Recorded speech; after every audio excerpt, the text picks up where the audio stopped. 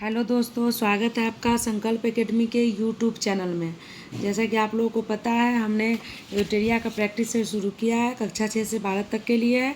तो उसमें हमने 3 सेट को कवर कर लिया है। ये चौथे सेट है, चौथा सेट का हिस्ट्री का लास्ट सेट है। आपने अगर 3 सेट नहीं देखा है तो मेरे चैनल पे जाके आप लोग देख सकते हैं। संकल्प एकेडमी पे जाके आप लोग 3 सेट देख सकते हैं। चलिए शुरू करते हैं चौथे नंबर सेट का पहला प्रश्न। चौथे नंबर सेट का पहला प्रश्न क्या बोल रहा है कि किस हड़प्पाई स्थल पर नहरों के अवशेष मिले हैं।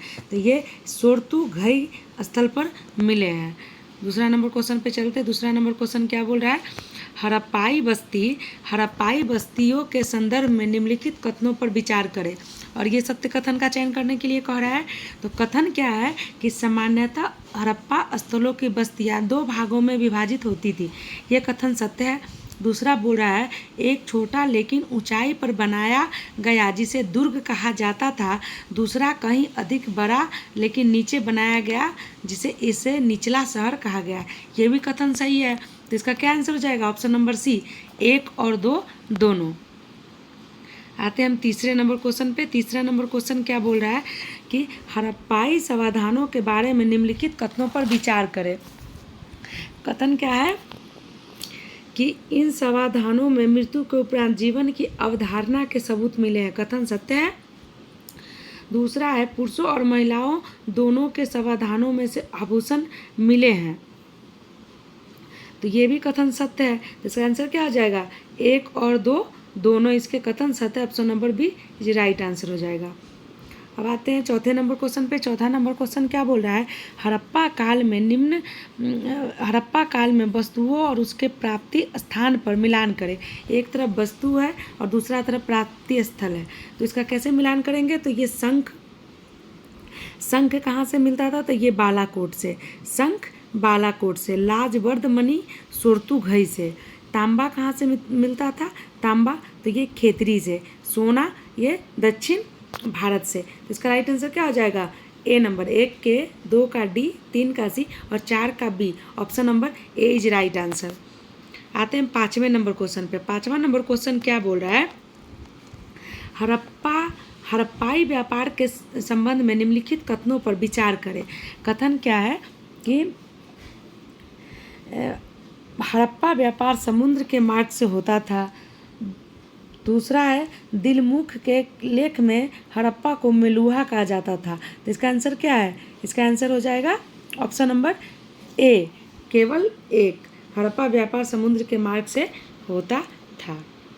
आते हैं हम 7वें नंबर क्वेश्चन पे, छठे नंबर पे, सॉरी। छठा नंबर क्वेश्चन क्या बोल रहा है, हड़प्पाई बांटों के संदर्भ में निम्नलिखित कथनों पर विचार करें। कथन क्या है कि बाट सेलखड़ी नामक पत्थर से बनाए जाते थे। ये बाट सेलखड़ी ये पत्थर से बनाए जाते थे। ये किससे बनाए जाते थे? चौट नंबर नामक पत्थर से बनाए जाते थे। तो ये भी गलत है। दूसरा है, इन बांटों के निचले मापदंड दशमलव से थे जबकि ऊपरी मापदंड द्विधारी प्रणाली का अनुसरण करते थे। क्वेश्चन ये भी कथन गलत है। तो इसका आंसर हो जाएगा डी नंबर, ना तो 1 ना ही 2। अब 7वें नंबर क्वेश्चन पे आते हैं। 7वां नंबर क्वेश्चन क्या बोल रहा है, हड़प्पा सभ्यता के अंत होने के संदर्भ में असत्य कथन का चयन करें। तो असत्य कथन कौन सा है? हड़प्पाई बस्तियों की संख्या में कम हुई, इसका असत्य कथन है। सत्य कथन कौन कौन से हैं मैं देख लेती हूँ एक बार। नई बस्तियों में आबादी बढ़ने लगी, हड़प्पा स्थलों के भौतिक संस्कृति में बदलाव आया, एक सुदृढ़ एकीकरण के अंत तत्व का अंत हो गया था। ये तीनों कथन ए, बी और सी सत्य है, ये असत्य है। असत्य कथन को एक बार और देख लेते हैं। असत्य कथन है, हड़प्पाई बस्तियों की संख्या कम हुई। 8वां नंबर क्वेश्चन में आता है। 8वां नंबर क्वेश्चन बोल रहा है, the story of Indian archaeology किसने लिखी? तो ये S.N. राव ने लिखी। Option number A is right answer. अब हम आते हैं 9वें नंबर क्वेश्चन पे। 9वां नंबर क्वेश्चन क्या बोलता है, खोजकर्ता और उनसे संबंधित स्थलों का मिलान करें। एक तरफ खोजकर्ता और एक तरफ हड़प्पाई स्थल दिया गया, उसको हम मिलान करते हैं।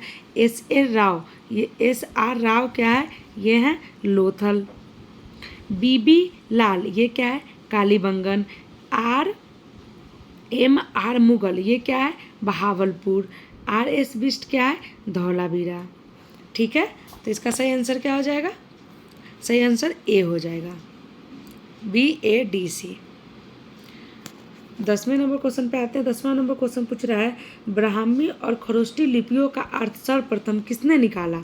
तो ये सर्वप्रथम किसने निकाला है? तो ये जेम्स प्रिंसेप ने निकाला है। Option number D right answer हो जाएगा। बोल रहा है 11 नंबर क्वेश्चन, प्राचीनतम अभिलेखों के संबंध में निम्नलिखित कथनों पर विचार करें। कथन क्या है और सत्य कथन का चयन करने के लिए कह रहा है। तो कथन क्या है? प्राचीनतम अभिलेख ब्राह्मी भाषा में लिखे जाते थे। दूसरा कथन है तमिल भाषा में भी अभिलेख मिलते हैं। तो ये क्या बोल रहा है? प्रथम कथन में ये ब्राह्मी भाषा नहीं, प्राकृत भाषा में लिखे जाते थे। ये प्राकृत भाषा में लिखे जाते थे, तो ये ऑप्शन कथन गलत हो जाएगा। दूसरा है कि तमिल भाषा में भी अभिलेख मिलते हैं, तो ये आंसर क्या हो जाएगा? केवल 2। कथन 1 गलत है क्योंकि ये ब्राह्मी लिखा है, ब्राह्मी नहीं प्राकृत भाषा होना चाहिए था। ठीक है, आते हैं 12 नंबर क्वेश्चन पे। 12 नंबर क्वेश्चन क्या बोल रहा है? 12 नंबर क्वेश्चन बोल रहा है, अशोक के अभिलेखों के संदर्भ में, अशोक के अभिलेखों के संदर्भ में निम्नलिखित कथनों पर विचार करें। इनके क्या क्या कथन है? सत्य कथन का चयन करें। तो इसमें कथन है अशोक के अधिकांश अभिलेख प्राकृत में, ये तो कथन सत्य है। दूसरा बोल रहा है पूर्वोत्तर से मिले अभिलेख अरमाइक और यूनानी भाषा है। ये पूर्वोत्तर नहीं, ये पश्चिमोत्तर होना चाहिए, पश्चिमोत्तर, पश्चिमोत्तर, ये पश्चिमोत्तर होना चाहिए, पूर्वोत्तर नहीं। तो इसीलिए कौन सा कथन सही हो जाएगा? केवल 1। चलिए 13 नंबर क्वेश्चन पे आते हैं। 13 नंबर क्वेश्चन क्या बोल रहा है कि मौर्य साम्राज्य के राजनीतिक केंद्र में कौन सम्मिलित नहीं था? तो ये कौन सम्मिलित नहीं था? तो ये काशी सम्मिलित नहीं था। तो 14 नंबर क्वेश्चन पे, 14 नंबर क्वेश्चन बोल रहा है प्रयाग प्रशस्ति के संदर्भ में निम्नलिखित कथनों पर विचार करें। ये कथन कौन कौन से विचार कर लेते हैं। यह एक बृहद शिला लेख है, यह एक बृहद शिला लेख है। दूसरा है प्रयाग प्रस्तुति प्राकृत भाषा में लिखी गई है, नहीं, प्रयाग प्रस्तुति संस्कृत भाषा में लिखी गई है। तो ये कौन सा ऑप्शन हो जाएगा? ऑप्शन नंबर डी, ना ही 1 ना ही 2। आते हैं हम 15 नंबर क्वेश्चन पे। 15 नंबर क्वेश्चन है जातक कथाएं किस भाषा में लिखी गई है? तो ये पाली भाषा में लिखी गई है। 16 नंबर क्वेश्चन आते हैं। 16 नंबर क्वेश्चन क्या बोला है? मनुस्मृति का संकलन किस कालखंड में हुआ था? तो ये 200 ईसा पूर्व से 200 ईस्वी तक हुआ था। Option number C. 17 नंबर क्वेश्चन को देखते हैं। 17 नंबर क्वेश्चन क्या है? पुरुष सूक्त जिसमें चारों वर्णों की उत्पत्ति का अंश शामिल है किस वेद से संबंधित है? तो ये ऋग वेद से संबंधित है। आते हैं 18वें नंबर क्वेश्चन पे। 18वें नंबर क्वेश्चन क्या बोल रहा है कि बौद्ध संघ तथा महिलाओं के संबंध में निम्नलिखित कथनों पर विचार करें। कथन क्या है? सत्य कथन का चयन करें। ये सत्य कथन का चयन करें। तो प्रारंभ में बुद्ध स्त्रियों के संग में प्रवेश करने के लिए विरुद्ध थे, ये कथन सत्य है। दूसरा है जिन बौद्ध भिक्षुनियों ने निर्वाण प्राप्त कर लिया था उन्हें थेरी कहा गया, ये भी कथन सही है। तो इसका आंसर क्या हो जाएगा? 1 और 2 दोनों। Option number C right answer हो जाएगा। 19वें नंबर पे आते हैं। 19वां नंबर क्वेश्चन क्या बोल रहा है कि अल बिरूनी को भारतीय समाज को समझने में किन अवरोधों का सामना करना पड़ा? किन अवरोधों का करना पड़ा? भाषा और धार्मिक अवस्था को, प्रथा में भिन्नता को सामना करना पड़ा। ये धन की कमी आंसर नहीं होगा। तो इसका आंसर हो जाएगा 1 और 2 दोनों। 1 और 2, 1 और 2, ऑप्शन नंबर बी। अब आते हैं 20वें नंबर क्वेश्चन पे। 20वां नंबर क्वेश्चन क्या बोल रहा है? इब्न बतूता द्वारा डाक व्यवस्था के वर्णन के संबंध में निम्नलिखित कथनों पर विचार करें। कथन क्या बोल रहा है? भारत में 2 प्रकार की डाक व्यवस्था है, अश्व डाक जिसे उलूक कहा जाता है, ये कथन सत्य है। दूसरा कथन क्या बोल रहा है? दूसरा कथन बोल रहा है पैदल डाक व्यवस्था को दावा कहा जाता था, ये कथन भी सत्य है। तीसरा कथन है पैदल डाक व्यवस्था अश्व डाक व्यवस्था से अधिक तीव्र होती है, ये भी सही है। तो आंसर क्या हो जाएगा? ऑप्शन नंबर डी 1, 2 और 3 तीनों। अब 21वें नंबर क्वेश्चन पे आते हैं। 21वां नंबर क्वेश्चन क्या है? ट्रेवल्स इन मुगल एम्पायर किसने लिखी? तो ये फ्रांसवा वर्नियर ने लिखी। Option number C right answer हो जाएगा। आते हैं 22वें नंबर क्वेश्चन पे। 22वां नंबर क्वेश्चन है, प्राच्य निरकुंसवाद के सिद्धांत को किसने विकसित किया? तो ये किसने विकसित किया? तो ये मॉन्टेस्क्यू ने विकसित किया। Option number C is right answer. आते हैं 23वें नंबर क्वेश्चन पे। 23वां नंबर क्वेश्चन क्या बोल रहा है कि निम्नलिखित कथनों पर विचार करें और सत्य कथन का चयन करें। सत्य कथन का चयन करें। कथन क्या है? मध्यकालीन भारत में दासों का व्यापार बड़े पैमाने पर होता था। ये कथन क्या है? सत्य है। दूसरा कथन है, दासों का इस्तेमाल मुखबिरी में किया जाता था। ये भी कथन सत्य है। तीसरा है, बर्नियर ने सती प्रथा के बारे में विस्तार से लिखा। कथन ये भी सत्य है। तो इसका आंसर क्या हो जाएगा? ऑप्शन नंबर डी, 1, 2 और 3 तीनों सही है। आते हैं 24 नंबर क्वेश्चन पे। 24 नंबर क्वेश्चन क्या बोल रहा है? वीर शैव परंपरा के संबंध में निम्नलिखित कथनों पर विचार करें। कथन क्या है? सत्य कथन का चयन करना। कथन क्या है? इसका उद्भव 13वीं शताब्दी में कर्नाटक में हुआ। ये तो यहीं पे गलत हो गया। ये 13वीं नहीं 12वीं होगा। ये कितना होगा? 12वीं होगा। तो ये कथन अभी गलत हो गया।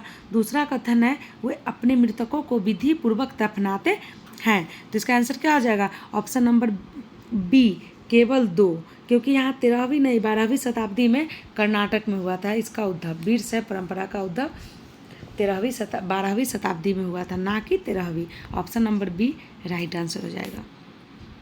आते हैं हम 25वें नंबर क्वेश्चन पे। 25वां नंबर क्वेश्चन क्या बोल रहा है कि मध्यकाल में मालाबार तट पर बसे मुसलमान व्यापारियों के संदर्भ में निम्नलिखित कथनों पर विचार करें। तो निम्नलिखित इसके कथन क्या है कि वे स्थानीय मलयालम भाषा को अपनाए। दूसरा क्या है? हालांकि स्थानीय आचारों जैसे मातुकुल्यता को न अपनाकर प्रीतिसत्ता के विचारों को बल दिया। तो इसका ऑप्शन क्या हो जाएगा? ऑप्शन नंबर ए सही हो जाएगा कि वे स्थानीय मलयालम भाषा को अपनाए। ये तो सही है, लेकिन दूसरा क्यों गलत है? तो इसका ये हो जाएगा, वो बोल रहा है कि हालांकि स्थानीय आचारों जैसे मातृकुल्यता को न अपनाकर पितृसत्ता के विचारों पर बल दिया। ऐसा कुछ नहीं है, मातृकुल्यता को ही अपनाया था, पितृसत्ता के विचार के बारे में सोचा भी नहीं था। तो इसका आंसर क्या हो जाएगा? ऑप्शन नंबर ए, केवल 1। ठीक है। आते हैं 26वें नंबर क्वेश्चन पे। 26वां नंबर क्वेश्चन क्या बोल रहा है कि सूफी माता के विकास के संदर्भ में निम्नलिखित कथनों पर विचार करें। निम्नलिखित कथनों पर विचार करना है। तो कथन क्या बोल रहा है? इन्होंने धर्माचार्यों द्वारा की गई कुरान और सुन्ना यानी पैगंबर के व्यवहार की बौद्धिक व्याख्या की आलोचना की। ये तो सत्य कथन है। दूसरा कथन है, सूफियों ने कुरान की व्याख्या अपने निजी अनुभवों के आधार पर की। ये भी कथन सत्य है। इसका आंसर क्या हो जाएगा? 1 और 2। ऑप्शन नंबर सी, 1 और 2 दोनों। 27वें नंबर क्वेश्चन पे आते हैं। 27वां नंबर क्वेश्चन है, किस सिख गुरु की रचनाओं का अंतिम रूप से शामिल कर सिखों के धार्मिक ग्रंथ गुरु ग्रंथ साहिब कहा गया है? तो ये गुरु तेग बहादुर। 28वें नंबर क्वेश्चन पे। 28वां नंबर क्वेश्चन बोल रहा है, मीरा के गुरु कौन थे? तो मीरा के गुरु रैदास थे। 29वें नंबर क्वेश्चन पे आते हैं। 29वां नंबर क्वेश्चन क्या बोल रहा है? हम्पी के भग्नावशेष की खोज किसने की? तो ये कॉलिन मैकेंजी ने की। 30वें नंबर क्वेश्चन बोल रहा है, कृष्णदेव राय ने अपने माँ के नाम पर किस नगर की स्थापना की? तो ये नगलपुरम नामक नगर की स्थापना की। Nagalapuram. Option number D answer right हो जाएगा। 31 नंबर क्वेश्चन पे आते हैं। 31 नंबर क्वेश्चन है कि मुगल काल में किसानों के संदर्भ में निम्नलिखित कथनों पर विचार करें। कथन क्या बोल रहा है? मुगल काल के भारतीय फारसी स्रोत किसान के लिए आमतौर पर मुजरियान शब्द का इस्तेमाल करते थे। ये कथन सत्य है। दूसरा कथन है, 17वीं सदी के स्रोत 2 किस्मों के किसानों की चर्चा करते हैं, खुद कास्ट व पाही कास्ट। ये भी कथन सत्य है। तीसरा है कि पाही कास्ट वे खेतिहर थे जो दूसरे गांवों से ठेके पर खेती करने आते थे। ये भी सही है। तो इसका सही आंसर क्या हो जाएगा? ऑप्शन नंबर डी, तीनों के तीनों कथन सत्य है।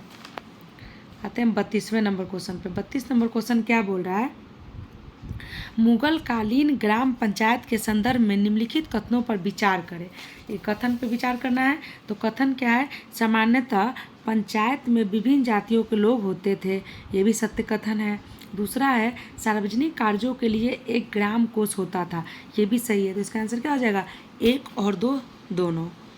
33 नंबर क्वेश्चन है। 33 नंबर क्वेश्चन बोल रहा है असम में पायक कौन था? असम में पायक एक जमीन के बदले सैनिक सेवा देने वाला था। आते 34वें नंबर क्वेश्चन पे। 34 नंबर क्वेश्चन है मुगल कालीन राजस्व के कर के संबंध में निम्नलिखित कथनों पर विचार करें। अब ये कथन बोल रहा है कि कर के लिए निर्धारित रकम को जमा कहा जाता था, ये ऑप्शन सही है। दूसरा कथन है अमील गुजार राजस्व कर वसूलने का कार्य करता था, ये भी कथन सत्य है। तीसरा कथन है खेतिहर नगद भुगतान द्वारा ही कर अदा कर सकता था, ये भी कथन सत्य है। तो आंसर क्या हो जाएगा? Option number D. Option number D नहीं होगा। खेतिहर नगद भुगतान द्वारा कर अदा नहीं कर सकता था, तो ये गलत है। 1 और 2 ही सत्य है। तो 1 और 2 को एक बार और देख लेते हैं। 1 में क्या कह रहा है? कर के लिए निर्धारित रकम को जमा कहा जाता था, ये सत्य है।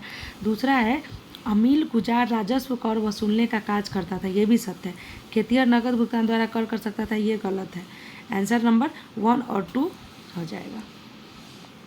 35 नंबर क्वेश्चन पे आते हैं। 35 नंबर क्वेश्चन क्या बोल रहा है?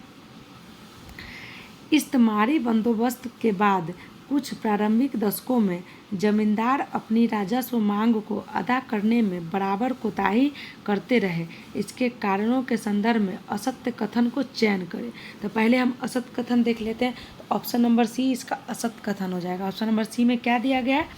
राजस्व का निर्धारण फसल के उपज के अनुसार बदलता था, जिससे उन्हें सूर्यास्त कानून के तहत राजस्व चुकाने में कठिनाई होती थी। ठीक है, तो ये तो हो गया असत्य कथन। हम सत्य कथन देख लेते हैं। इस्तेमारी बंदोबस्त के बारे में के बाद कुछ प्रारंभिक जमींदारी और अपने राजस्व को अदा करने में कोताही करते थे, उसके 3 सत्य कथन। सत्य कथन क्या है? प्रारंभिक मांगें बहुत ऊंची थी। दूसरा सत्य कथन है कृषि की उपज की कीमतें नीची थी। और तीसरा डी नंबर है जमींदारों की शक्ति रैयत से राजस्व इकट्ठा करने तथा जमींदारी प्रबंध करने की तक सीमित थी। ऑप्शन नंबर सी इसका राइट आंसर हो जाएगा। असत्य कथन इससे पूछ रहा है। आते हैं 36 नंबर क्वेश्चन पे। 36 नंबर क्वेश्चन बोल रहा है कंपनी ने जमींदारों को नियंत्रित करने के लिए क्या क्या प्रयास किए? क्या क्या प्रयास किए? तो जमींदारों को सैन्य टुकड़ियों को भंग कर दिया, एक ये प्रयास किया, और एक सीमा शुल्क बढ़ा दिया, ये नहीं किया। और तीसरा है स्थानीय न्याय और स्थानीय पुलिस की व्यवस्था करने की शक्ति छीन ली, ये भी पहला और तीसरा। इसका आंसर हो जाएगा सही। ऑप्शन नंबर सी 1 और 3। जोतदार किन्हें कहा जाता था? तो जोतदार किन्हें? धनी किसानों के वर्ग को जोतदार कहा जाता था। 38 नंबर है। 38 नंबर बोला ब्रिटिश अधिकारियों ने संथालों को जंगल महालों में बसने का निमंत्रण क्यों दिया? असत्य कथन का चयन करें। क्यों दिया? तो संथाल अंग्रेजों के लिए वन संपदा सुरक्षित रखते हुए खेती कर सकते थे, ये इसका असत्य कथन है। अब इसका सत्य कथन क्या है देख लेते हैं। संथाल अस्थायी कृषि के लिए स्वेच्छा से सहमत थे। पहाड़िया जनजाति झूम खेती नहीं छोड़ना चाहती थी। तीसरा है संथालों से अंग्रेजों को अपेक्षाकृत अधिक राजस्व प्राप्त होता था, ये भी सही है तीनों। चौथा नंबर डी नंबर ऑप्शन असत्य है। अब हम आते हैं 39 नंबर क्वेश्चन पे। 39 नंबर क्वेश्चन बोल रहा है राजमहल की तलहटी में किस वर्ष एक काफ़ी बड़े इलाके का दामिन एक कोह के रूप में सीमांकित कर दिया गया?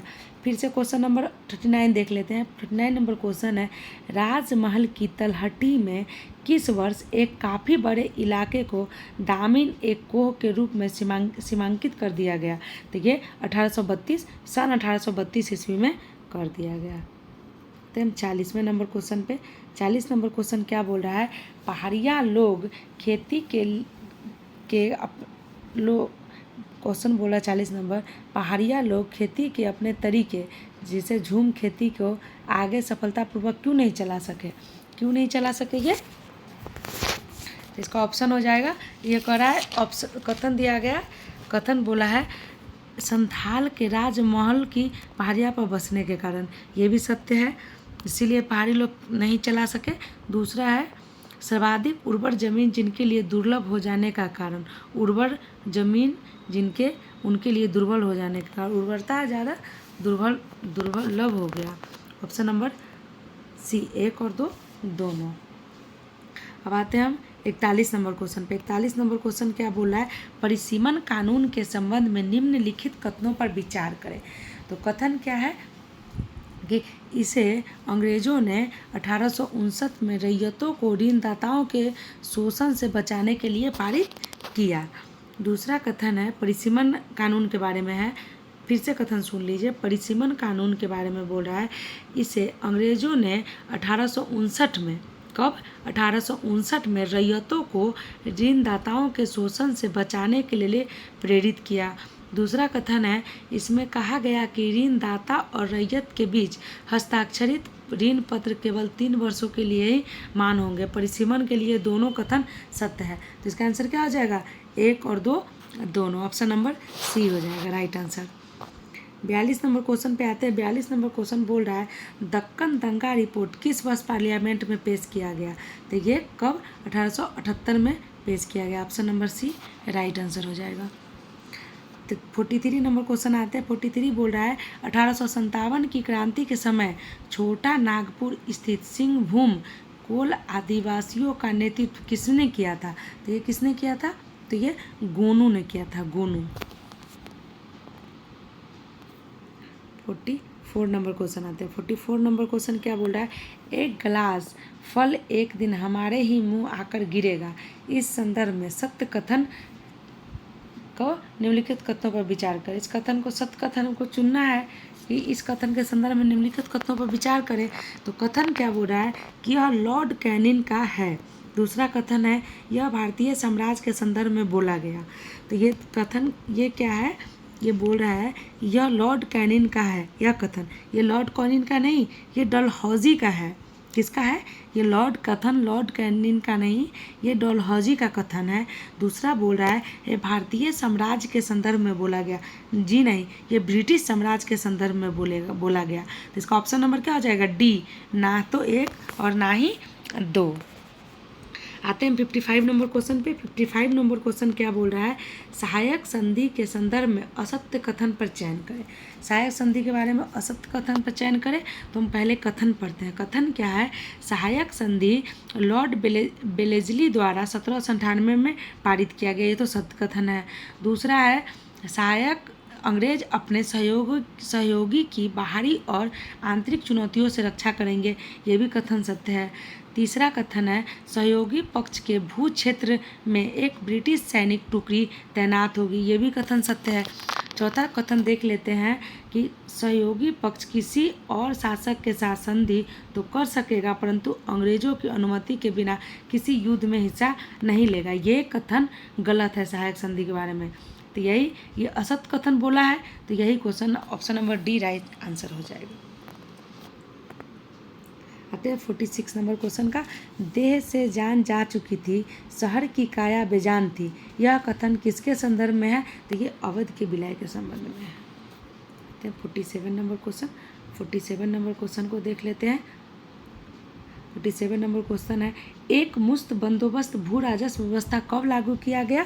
तो ये 1856 में लागू किया गया है। अब आते हैं 48 नंबर क्वेश्चन पे। 48 नंबर क्वेश्चन क्या बोल रहा है, निम्नलिखित कथनों पर विचार करें। कथन क्या है, शाहमल उत्तर प्रदेश के बरौत परगना के एक बड़े गांव के रहने वाले थे।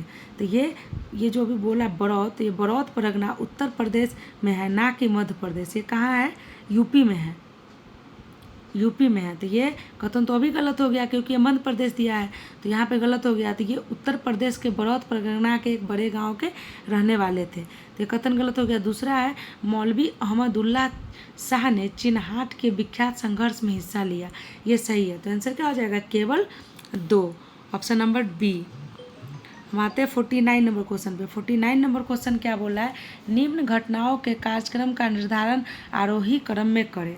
आरोही क्रम में करना है तो पहले कौन सा हुआ था, पहले आरोही क्रम में प्रथम विश्व युद्ध के दौरान पेरिस पर प्रतिबंध, चंपारण नील आंदोलन, उसके बाद अहमदाबाद मिल, खेरा। ऑप्शन नंबर ए इसका राइट आंसर हो जाएगा। 50वें नंबर क्वेश्चन पाते हैं। 50वें नंबर क्वेश्चन क्या बोल रहा है, महात्मा गांधी की जीवनी किस विदेशी लेखक ने लिखी है? तो ये लुई फिशर ने लिखी है। इसी के साथ ये अभी यहीं पे 50 नंबर का सेट 1 ख़त्म होता है। सेट 2 आपको जल्द ही में देखने को मिलेगा। अगर वीडियो अच्छा लगे तो लाइक शेयर सब्सक्राइब प्लीज़ आप लोग कर दीजिएगा। सभी को धन्यवाद।